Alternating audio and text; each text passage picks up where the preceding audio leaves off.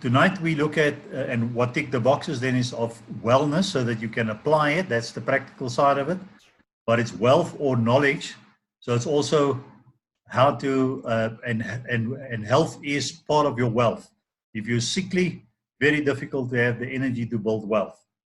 So in terms of macro minerals, tonight sodium, phosphorus, and potassium. And last week we quickly spoke on that.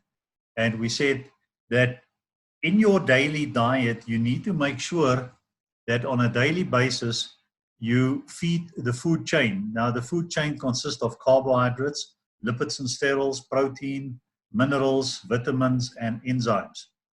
And now carbohydrates, that would be all your sugars and starches. We normally have quite enough of that, but we're normally deficient in one or more of the following. And if you're then deficient in any one of them, the concept is that you then have a weak link in the chain, and then ultimately you have a weak link in your health. So all our sessions on a Sunday night is then designed to give you more information so that ultimately you can manage your own health. So we've, in previous sessions, covered vitamins. The very first sessions we've covered lipids and sterols. And now and I think we also covered protein and enzymes. Now we're focusing on minerals. And specifically in minerals, we focus on macro minerals. So you get macro and micro minerals. Macro minerals would be things that are very critical for the daily biofunctions in your body, the enzyme formation, breaking down food into energy and all of that. Whereas micro minerals, you need microscopic amounts, but they're also critical for catalytic functions to make sure that certain things still function okay. Normally, we're okay on macro minerals, except last week we pointed out that in the case of calcium and magnesium, it's easy to be deficient in that. And then the end result is a whole lot of challenges in your health.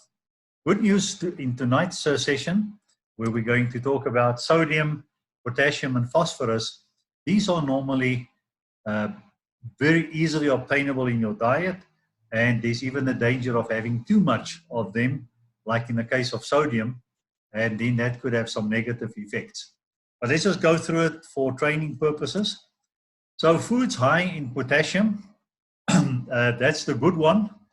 So it's avocado, banana, potato, spinach, beans, citrus, juices, fish. Foods high in sodium, obviously salt, and basically all your processed foods that you buy in the shops are very high in salt. And Abigail will probably just now come in and say, they're high in salt, but the wrong kind of salt. And then your phosphorus foods are all the ones at the bottom, and they are your milk and seeds and canned fish, but also sodas, and then meat, because of all the things they now treat meat with, fast food and cheese. So again, if you can just look at it, and especially us, the people here living in the cities, with all our fast foods, we have an abundance of the sodiums and the phosphorus, maybe not enough of the potassium, but let's just see what it does for us and why we need that. So they almost work as a triune team, but the most important of that all is the potassium. If the potassium levels are out, and it can be destroyed sometimes by having too much sodium and phosphorus, then it has all sorts of effects on your body. So the sodium and potassium, and to an extent the phosphorus together, works to give you a healthy nervous system and regular heartbeat. And it also helps to prevent stroke. So you'll find that from earlier sessions on other vitamins and minerals, many of these things are equally important for almost the same event in your body. Works with sodium, the potassium works with sodium to control the body's water balance. That's your pH. Important for chemical reactions in the cell. Aids in maintaining stable blood pressure. Transmitting electrochemical impulses. So part of the whole nervous system. And regulates the transfer of nutrients to cells. So if you have a good dose of potassium, it's also then easier for your body to, whatever nutrients it takes up, to transport it all the way to the cells. Now sodium on top of that is then needed for proper water balance and blood pH. And too much of that can cause high blood pressure and some other nasties. And you'll see that phosphorus is basically the same.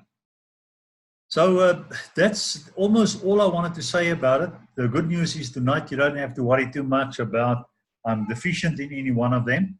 It's just so that you know, and almost check the sodium, that you don't have too much sodium. And maybe, Abigail, this is a place for you to quickly come in and just share some of your knowledge on specifically sodium and what are good alternative good salts for our body. Yeah, Jasper, you covered it very well. I always believe your pink salts, which is a collection of different mineral salts, is by far the best thing for you. But an interesting thing, we all know potassium is a source. We get our potassium from bananas. But interestingly enough, it's only the little black cork at the end of the banana that has the potassium. So that little bit that you usually throw away, that's where the potassium is. All right, that's interesting. I didn't know that.